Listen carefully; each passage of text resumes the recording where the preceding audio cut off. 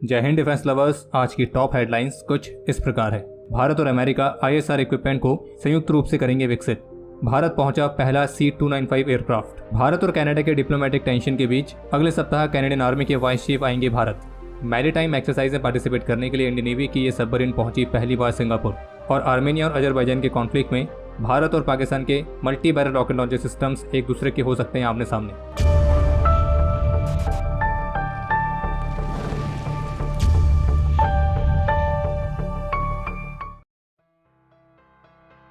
मंगलवार को Hudson institute में ऑर्गेनाइज किए गए एक इवेंट को संबोधित करते हुए पेंटागन के सीनियर ऑफिशियल सिद्धार्थ अय्यर की तरफ से बताया गया कि यूएस और भारत की सरकारों के बीच आईएसआर यानी कि इंटेलिजेंस, सर्विलेंस और रिकॉनेसेंस और ग्राउंड बेस्ड कन्वेंशनल वॉरफेयर, तो इन क्षेत्रों से संबंधित मिलिट्री सिस्टम्स को संयुक्त रूप से विकसित करने के लिए सक्रिय रूप से बातचीत चल रही है। और दोनों ही देशों के द्वारा एक ऐसे डिफेंस प्रोक्यूरमेंट एग्रीमेंट को स्टैब्लिश करने के प्रयास जारी हैं, जिससे भारत और यूएस की जो डिफेंस इंडस्ट्रीज हैं तो उनके लिए मार्केट को और भी आसानी से एक्सेस करने की कंडीशंस को क्रिएट किया जाएगा। और भारत के साथ इस तरह की रिलेशनशिप पेंटागन के लिए उच्च प्राथमिकताओं में से एक है। इसके अलावा उनको ये भी कहना था कि वे ये मानते हैं कि अमेरिका और भारत के संबंधों को सही बनाना न केवल आवश्यक है बल्कि ये इंडो पैसिफिक में हमारी रणनीति को हासिल करने के लिए भी आवश्यक है। और ऐसा करने के लिए एक व्यापक और गहरी प्रतिबद्धता की जरूरत है। और इसलिए यूएस भारत सरकार के साथ आईएसआर और ग्राउंड बेस्ड कन्वेंशनल वॉरफेयर से रिलेटेड एरियाज में मिलिट्री सिस्टम्स को प्रोड्यूस करने के लिए सक्रिय रूप से बातचीत कर रही है। और उनकी तरफ से इस बात की भी उम्मीद जताई गई है कि आने वाले महीनों में भारत और अमेरिका के बीच कई सारे फ्रंट्स पर आपको प्रोग्रेस देखने को मिलेगी। इसके अलावा आज रक्षा मंत्रालय की तरफ से ऑफिशियल स्टेटमेंट जारी करके इस बारे में जानकारी दी गई है कि इस महीने 25 सितंबर से 27 सितंबर तक न्यू दिल्ली में इंडियन आर्मी और यूएस आर्मी 13th IPACC यानी कि Indo Pacific आर्मीज chief conference, 47th IPAMS यानी कि इंडो पैसिफिक आर्मीज मैनेजमेंट सेमिनार और 9th सेल्फ यानी कि सीनियर एनलिस्टेड लीडर्स फोरम, तो इन तीनों महत्वपूर्ण इवेंट्स को को होस्ट करेगी। और इस 3 दिन के कॉन्फ्रेंस के दौरान करीब 35 देशों के डेलीगेट्स और उनकी आर्मीज के प्रमुख इसमें पार्टिसिपेट करेंगे। और इस फोरम की जो थीम रखी गई है वो है together for peace, sustaining peace and stability in the Indo Pacific region. और ये जो कॉन्फ्रेंस है ये मुख्य रूप से इंडो पैसिफिक रीजन की जो लैंड फोर्सेस हैं उनके सीनियर लेवल के लीडर्स, उनकी सेनाओं के प्रमुख, उन सभी को सिक्योरिटी और कंटेम्प्रेरी इश्यूज पर अपने आइडियाज और व्यूज को एक्सचेंज करने की अपॉर्चुनिटी प्रोवाइड करेगा। और इस फोरम का प्रमुख उद्देश्य है इंडो पैसिफिक रीजन में पीस और स्टेबिलिटी को प्रमोट करना। इसके अलावा एक और अपडेट है जिसमें भारत में अमेरिकी राजदूत की तरफ से बताया गया कि G20 समिट के साइडलाइंस बायलैटरल मीटिंग्स के दौरान भारतीय प्रधानमंत्री ने यूएस प्रेसिडेंट जो बाइडेन को रिपब्लिक डे सेलिब्रेशंस के लिए भी इनवाइट किया है। आज इंडियन एयरफोर्स का पहला C-295 एयरक्राफ्ट वडोदरा एयरबेस पर पहुंच चुका है, जिसे 25 सितंबर को औपचारिक रूप से हिंडन एयरबेस पर इंडक्ट किया जाएगा। इसके अलावा एक अपडेट यह है कि कल इंडियन नेवी के साथ एक जॉइंट एक्सरसाइज को परफॉर्म करते हुए इंडियन एयरफोर्स के C-17 एयरक्राफ्ट से पहली बार एक रिजिड हल इन्फ्लेटेबल बोट को एयर ड्रॉप किया गया था। और ये जो जॉइंट एक्सरसाइज थी ये हमारे फोर्सेस के बीच के इंटीग्रेटेड ऑपरेशंस के लिए एक नया माइलस्टोन थी। बाकी आपको ये भी बता दें कि जो ये रिजिड हल इन्फ्लेटेबल बोट होती है, शॉर्ट फॉर्म में आप कह सकते हैं RHIB, तो ये एक लाइट वेट लेकिन हाई परफॉर्मेंस और हाई कैपेसिटी वाली बोट है और जिसे इंडियन नेवी स्पेशल ऑपरेशंस के लिए ही खास तौर पर इस्तेमाल करती है। और इस तरह की बोट्स को खरीदने के लिए इंडियन नेवी ने 2017 में एक RFI भी जारी करी थी। और ये जो बोट्स हैं ये किसी सरफेस या सब सरफेस प्लेटफॉर्म्स के बिना भी लॉन्ग रेंज के मिशंस को भी स्वतंत्र रूप से परफॉर्म कर सकती हैं। और इंडियन एयरफोर्स से जो इस बोट को एयर ड्रॉप करके दिखाया गया और फिर जिसके बाद इंडियन नेवी की स्पेशल फोर्स यूनिट के मार्कोस कमांडोज ने भी कॉम्बैट फ्री फॉल किया, तो ये इस बात को भी दर्शाता है कि हमारी फोर्सेस एक साथ मिलकर लिमिटलेस पॉसिबिलिटीज को हासिल कर सकती हैं। और यही हमारी फोर्सेस का फ्यूचर भी है, इंटीग्रेटेड ऑपरेशंस जो बिल्कुल प्रिसाइज होंगे, इफेक्टिव होंगे और बेहद ही घातक होंगे। इसके अलावा एक और अपडेट है कि 18 सितंबर को सर्विस प्रोक्योरमेंट बोर्ड की मीटिंग में आईडेक्स प्रोग्राम के तहत 10 और प्रपोजल्स को अप्रूव किया गया था, जिनकी कीमत है 1220.37 करोड़ रुपीस। और इन प्रपोजल्स में ड्रोन्स, अंडरग्राउंड अनमैन्ड वेसल्स, तो इस तरह की अलग अलग टेक्नोलॉजीज शामिल हैं। आज बुधवार को इंडियन आर्मी के सीनियर ऑफिशियल की तरफ से क्लियर किया गया कि भारत और कनाडा के बीच जो लेटेस्ट डिप्लोमेटिक टेंशन चल रही है तो इसका असर भारत और कनाडा के बायलैटरल मिलिट्री एंगेजमेंट्स पर नहीं पड़ेगा। और अगले सप्ताह जो न्यू दिल्ली में Indo Pacific army chief conference होने वाली है तो इस कॉन्फ्रेंस में कैनेडियन आर्मी के वाइस चीफ के साथ उनका डेलीगेशन इसमें पार्टिसिपेट करने के लिए आ रहा है। और उसके साथ उनका ये भी कहना था कि जब हम अपने कुछ पड़ोसियों के साथ अपने संबंधों को देखते हैं जहाँ हमारे बीच गतिरोध हो सकता है, लेकिन हम उनके साथ सभी स्तरों पर बातचीत जारी रखते हैं चाहे वो सैन्य स्तर पर हो या फिर राजनीतिक स्तर पर। और उन्होंने कहा कि हाँ, मैं यहाँ पे डायरेक्टली चीन की ही बात कर रहा हूँ। और इसी तरह से उनके मुताबिक भारत और कनाडा के बीच जो लेटेस्ट टेंशन है, तो इसका असर भारत और कनाडा के मिलिट्री एंगेजमेंट पर नहीं पड़ेगा। और जबकि कैनेडियन मिलिट्री के ऑफिशियल ने भी इस बात पर जोर दिया है कि दोनों देशों के बीच का ये डिप्लोमेटिक विवाद भारत और कनाडा के बीच के रक्षा संबंधों पर कोई असर नहीं डालेगा।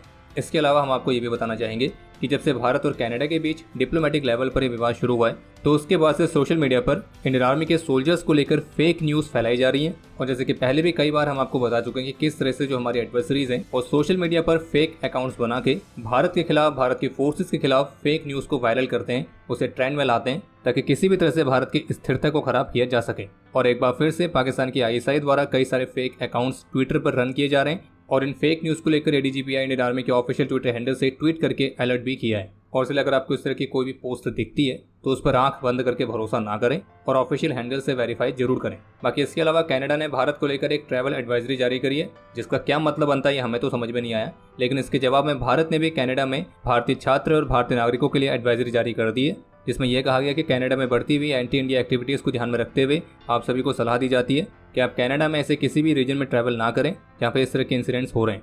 और कनाडा में रह रही इंडियन कम्युनिटी की सेफ्टी को सुनिश्चित करने के लिए हमारा हाई कमीशन कैनेडियन अथॉरिटी के साथ लगातार कांटेक्ट में रहेगा। और आपको ये भी बता दें कि कनाडा में रह रहे खालिस्तानी आतंकी गुरपतवंत सिंह पन्नू ने एक बार फिर से एक नई वीडियो रिलीज करके 25 सितंबर को ओटावा, वैंकूवर और टोरंटो में इंडियन मिशंस पर हमला करने की धमकी दी। और प्रश्न ये उठता है कि खालिस्तानी आतंकी खुले तौर पर भारत को धमकी दे रहा है, तो ऐसे में कनाडा की सरकार को इसे गिरफ्तार करने से क्या चीज रोक रही है। बाकी आज NIA ने भी कुछ टेरर गैंगस्टर नेटवर्क की डिटेल्स को रिलीज किया है जिनका लिंक कनाडा के साथ है, और इन सभी की फोटोज को रिलीज करके NIA ने आम जनता से भी कहा है कि अगर आपके पास इनकी प्रॉपर्टीज की, इनके एसेट्स की कोई भी डिटेल है तो उसे NIA के साथ शेयर करें ताकि उनके खिलाफ एक्शंस लिए जा सकें। और जितने भी गैंग्स की डिटेल आज NIA ने जारी करी है तो वो सारे के सारे खालिस्तानी आतंकी संगठनों के लिए काम करते हैं। बाकी कनाडा के PM ने अपना मुद्दा US, UK, ऑस्ट्रेलिया इनके सामने उठाने की कोशिश करी थी, लेकिन कहीं से भी कनाडा को भारत के खिलाफ सपोर्ट नहीं मिला।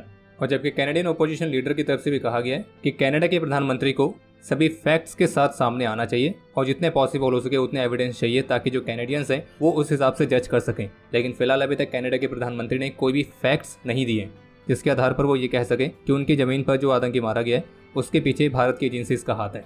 और इंटरेस्टिंग बात तो ये है कि वो उसे आतंकी कह भी नहीं रहे, वो उसे अपना नागरिक कह रहे हैं। और इसलिए हम फिर से यही कहेंगे कि कनाडा की यह हरकत भविष्य में कनाडा को दूसरा पाकिस्तान बना सकती है।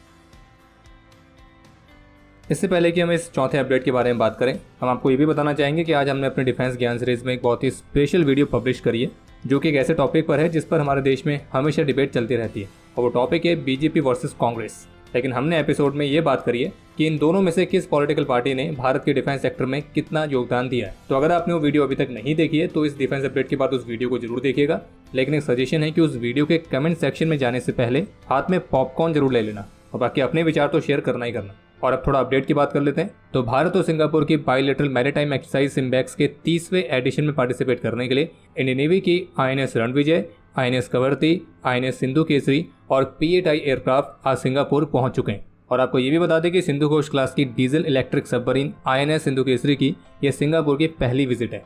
बाकी इसके अलावा एक और अपडेट है जिसमें इंडियन आर्मी की तरफ से ऑफिशियली कंफर्म किया गया कि 13 से 19 सितंबर तक अनंतनाग में चलाया गया जॉइंट ऑपरेशन 2 आतंकियों को एलिमिनेट करने के साथ अब समाप्त हो चुका है, और इस दौरान 2 AK राइफल्स, 1 पिस्टल और बाकी के वॉर लाइक स्टोर्स को भी रिकवर किया गया है। हालांकि इससे पहले रिपोर्ट आई थी जिनमें कहा गया था कि इस ऑपरेशन में टोटल 3 आतंकी ढेर हुए हैं, जिसमें से 2 की बॉडी देख ली गई थी, लेकिन 1 की बॉडी को ढूंढने का प्रयास जारी था। और चूंकि आर्मी की तरफ से ऑफिशियल स्टेटमेंट जारी करके क्लियर किया गया कि इस ऑपरेशन में 2 आतंकी एलिमिनेट किए गए।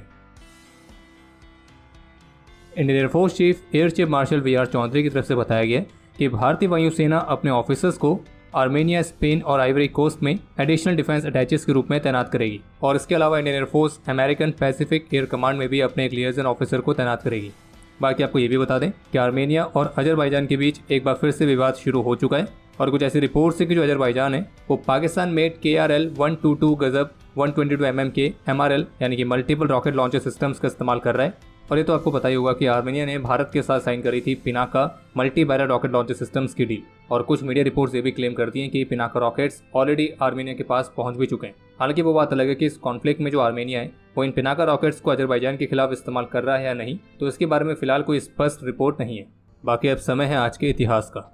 आज के दिन 2017 में जम्मू कश्मीर के कुपवाड़ा में देश के प्रति अपना कर्तव्य निभाते हुए राइफलमैन राजेश खत्री ने अपने जीवन का सर्वोच्च बलिदान दिया था। आज के दिन 1965 के इंडो पाकिस्तान वॉर के दौरान अपने अदम्य साहस और वीरता का परिचय देते हुए मेजर दर्शन सिंह लाली और हवलदार काशीराम वीर गति को प्राप्त हुए थे और हमारे इन दोनों वीरों को मरणोपरांत वीर चक्र से सम्मानित किया गया। आज के दिन 2016 में नौगांव में अपने अदम्य साहस और वीरता का परिचय देते हुए हवलदार मदन लाल शर्मा वीर गति को प्राप्त हुए थे और आज के दिन 1987 में सियाचिन में देश के प्रति अपना कर्तव्य निभाते हुए नायक एस जयप्रकाश भी वीर गति को प्राप्त हुए थे और इन्हें मरणोपरांत वीर चक्र से सम्मानित किया गया। और आपके लिए आज का प्रश्न यह है, सर्वत्र इज्जतो इकबाल ये किसका मोटो है? समय है आज के टॉप 3 कमेंट्स का, जो ये रहे आपकी स्क्रीन पर।